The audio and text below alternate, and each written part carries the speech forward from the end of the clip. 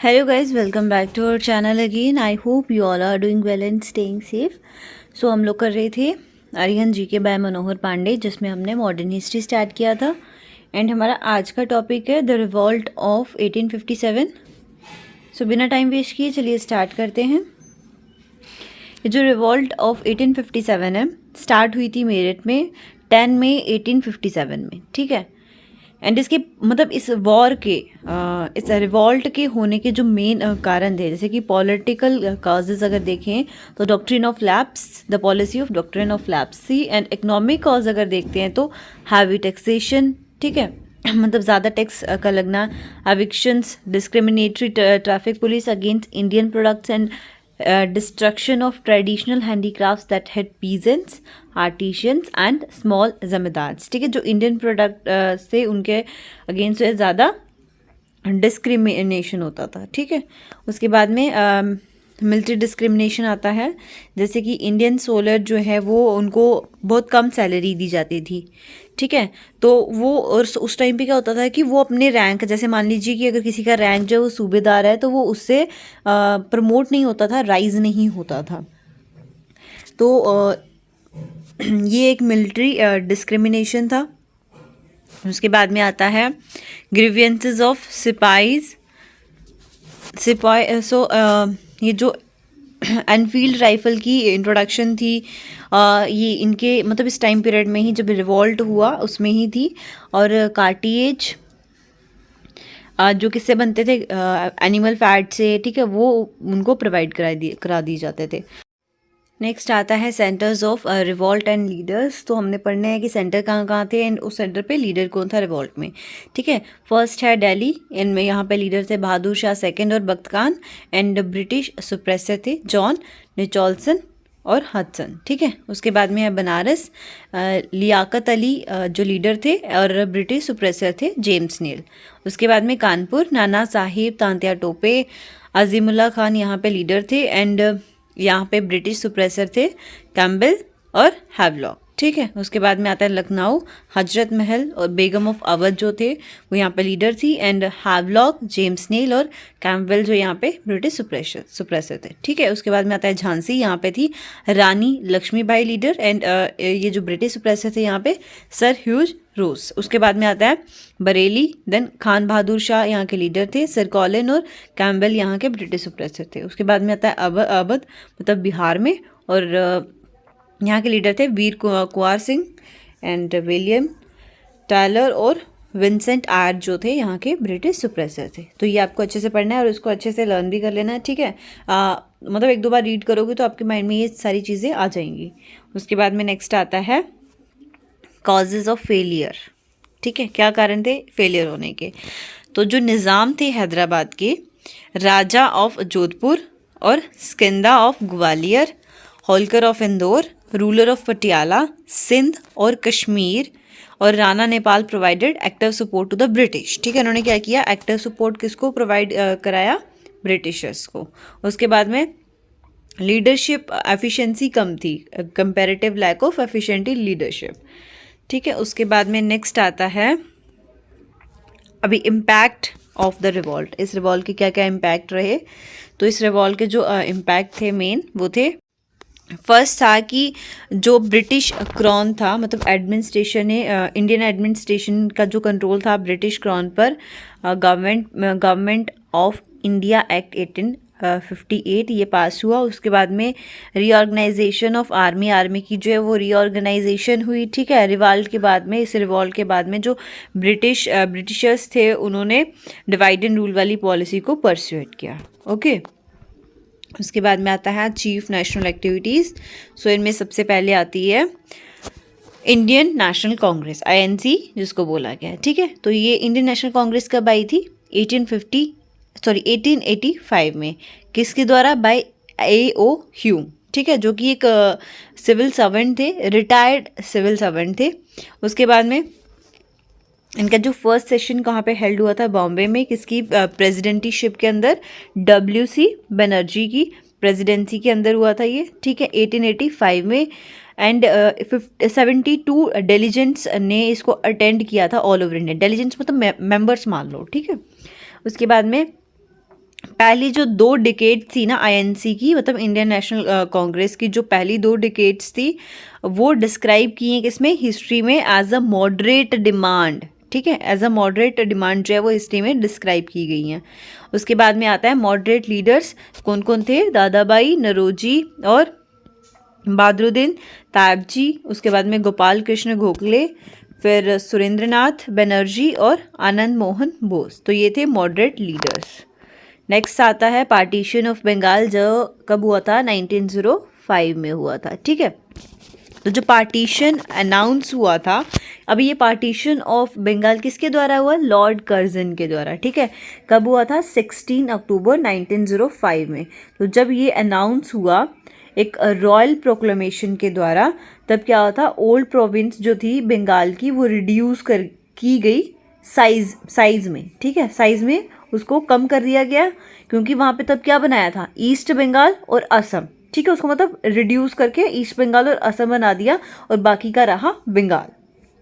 बाकी इन दोनों को बना करके जो बाकी का एरिया बचा उसको बंगाल ही रहने दिया। समझ में आ गया। उसके बाद में आता है स्वदेशी मूवमेंट। इसका टाइम पीरियड मतलब ये कब हुआ, स्वदेशी मूवमेंट 1905 में हुआ था।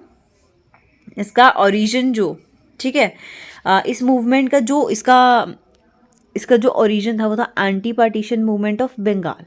तो लाल बाल पाल और अरविंदो घोष जो है उन्होंने बहुत ही इंपॉर्टेंट रोल प्ले किया है स्वदेशी मूवमेंट है। अब ये लाल बाल पाल क्या था, लाल जो है लाला लाजपत राय के लिए यूज़ किया गया, बाल जो है वो बाल गंगाधर तिलक के लिए यूज़ किया गया, एंड पाल जो है ये विपिन राव पाल के लिए जो है यूज़ किया गया था। ठीक है, तो इन्होंने जो है बहुत ही इम्पॉर्टेंट रोल प्ले किया था स्वदेशी मूवमेंट में। अभी आईएनसी स्वदेशी में जब बनारस सेशन में जब फर्स्ट टाइम आया तो ये किसकी प्रेसिडेंसी के अंदर था, ऐसे बोल सकते हैं हम, जीके गोखले की। ठीक है, उसके बाद में आता है मुस्लिम लीग। सो मुस्लिम लीग जो है ये कब 1906 का टाइम पीरियड था इसका। It was set up in 1906 by Aga Khan. ठीक है, मुस्लिम लीग कब सेटअप किया गया, 1906 में, किसके द्वारा, आगा खान के द्वारा, जो थे नवाब सालिमुल्ला और ढाका। ठीक है, नवाब सालिमुल्ला ढाका के और नवाब मोहसिनुल मुल्क इनके द्वारा। उसके बाद में लीग जो है वो किसको सपोर्ट करती थी, मुस्लिम लीग किसको सपोर्ट करती थी, सबसे पहले तो पार्टीशन ऑफ बंगाल को, और किसके अपोज थी, स्वदेशी मूवमेंट के अपोज थी। ठीक है, चलिए नेक्स्ट देखिए। अभी मुस्लिम लीग का ही एक पॉइंट यहाँ पे है कि मुस्लिम लीग जो थी ना वो कॉमनल डिफरेंस करती थी किसके बीच में, हिंदू और मुस्लिम्स के बीच में। ठीक है, उसके बाद में आता है डिमांड फॉर स्वराज। सो ये कलकत्ता सेशन इन दिसंबर 1906 में हुआ था, ये आपको याद रखना है। आईएनसी मतलब Indian national Congress under the leadership of किसके अंडर थी ये, मतलब लीडरशिप कौन लीडर था इसका, दादाभाई नौरोजी। इन्होंने क्या किया, अडॉप्ट किया स्वराज को। स्वराज का मतलब होता है सेल्फ गवर्नमेंट। ठीक है, as the goal of Indian people, मतलब इंडियन पीपल का यही एक गोल ऐसा मान करके उन्होंने ऐसे इसको अडॉप्ट किया। उसके बाद में आता है सूरत सेशन 1907 में हुआ था। आईएनसी जो है वो 2 ग्रुप्स में बट गई, इंडियन नेशनल कांग्रेस जो है 2 ग्रुप्स में बट गई, एक तो एक्सट्रीमिस्ट और दूसरा मॉडरेट। किसकी वजह से, जो है स्वदेशी मूवमेंट पे जो डिबेट हुई। ठीक है, मतलब स्वदेशी मूवमेंट के नेचर पे जो डिबेट हुई उसकी वजह से ये आईएनसी जो था 2 ग्रुप्स में डिवाइड हो गया, एक्सट्रीमिस्ट और मॉडरेट। उसके बाद में जो एक्सट्रीमिस्ट थे उसको मतलब कौन लेके चल रहा था, उसको कौन आगे लेके चल रहा था, वो थे लाल बाल पाल। ठीक है, और मॉडरेट को जीके गोखले। उसके बाद में मौर्य मिंटो रिफॉर्म्स आता है। मौर्य मिंटो रिफॉर्म्स 1909 में हुआ। ठीक है, ये रिफॉर्म जो है वो एक separate electorate for Muslim beside other constitution measures, जो लॉर्ड मिंटो थे उनको फादर ऑफ कॉमनल इलेक्टोरेट बोला गया इसी वजह से। ठीक है, उसके बाद में आता है गदर पार्टी 1913। तो ये किसके द्वारा फॉर्म्ड हुई, ये हुई लाला हरदयाल तारकनाथ दास एंड सोहन सिंह बकना। हेडक्वार्टर कहाँ पे था, सैन फ्रांसिस्को में था। ठीक है, वीकली पेपर के द्वारा नाम लिया गया गदर, जो वीकली पेपर आते थे, ठीक है, उनके द्वारा ये नाम लिया गया गदर, जिसका जो स्टार्ट कब हुआ था, 1 नवंबर 1913 में स्टार्ट हुआ था और कॉमोरेट हुआ 1857 की रिवॉल्ट में। उसके बाद में आता है होम रूल मूवमेंट 1916 किसके द्वारा स्टार्ट हुआ? बीजी तिलक, ठीक है, अप्रैल 1916 में पूना में हुआ था। एनी बेसेंट और एस सुब्रमण्यम जो थे आइदर में, ये मद्रास के पास में है, सितंबर 1916 में, ठीक है। इसके ऑब्जेक्टिव क्या थे? Self government for India in the British empire, मतलब स्वराज इंडिया के लिए, ठीक है। उसके बाद में इस मूवमेंट के दौरान तिलक जो था, मतलब ये जिन्होंने स्टार्ट किया था बीजी तिलक, उन्होंने रेज किया कौन सा slogan? Swaraj is my birth right and I shall have it, ठीक है। उसके बाद में आता है नेक्स्ट लखनऊ पैक्ट 1916।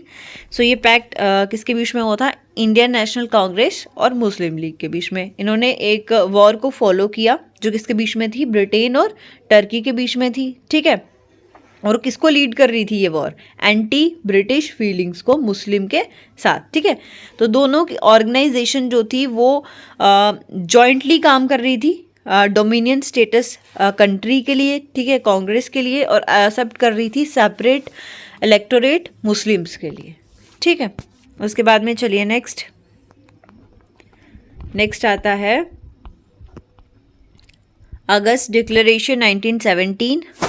सो लखनऊ पैक्ट के बाद में जो ब्रिटिश पॉलिसी थी वो अनाउंस कर दी गई, जिसका एम क्या था? Increasing association of Indians in every branch of administration for progressive realisation of responsible government in India as an integral part of the British empire, ठीक है।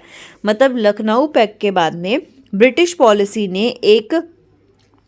ने एक पॉलिसी को अनाउंस किया जिसका मेन एम क्या था कि जो इंडिया की एसोसिएशन है, मतलब जो इंडियंस की एसोसिएशन है, उसको इंक्रीज करना, हर एक ब्रांच एडमिनिस्ट्रेशन की हर एक ब्रांच, ठीक है, एक प्रोग्रेसिव वे में, ठीक है। उसके बाद में इसको जो है वो अगस्त डिक्लेरेशन भी बोला गया।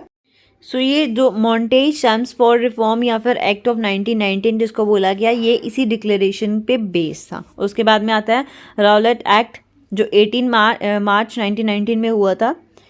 इस एक्ट में जो है एक अनब्रिल्ड पावर दी गई गवर्नमेंट को अरेस्ट करने के लिए, इम्प्रिजन करने के लिए किसी भी बिना ट्रेल के, ठीक है। तो ये जो है मेन, अगर मैं इसको बताऊं कि राउलेट सत्याग्रह जो था वो स्टार्ट हुआ था अगेंस्ट इस एक्ट के, और ये फर्स्ट कंट्री वाइड एजिटेशन था बाय गांधी जी।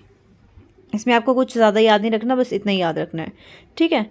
सो आज के लिए इतना ही, बाकी काम पढ़ेंगे नेक्स्ट क्लास में। आई होप आपको आज का लेक्चर अच्छा लगा हो, एंड अगर आपको मेरी वीडियो अच्छी लगी हो तो लाइक करना, शेयर करना, सब्सक्राइब करना मेरे चैनल को, and thanks for watching my video.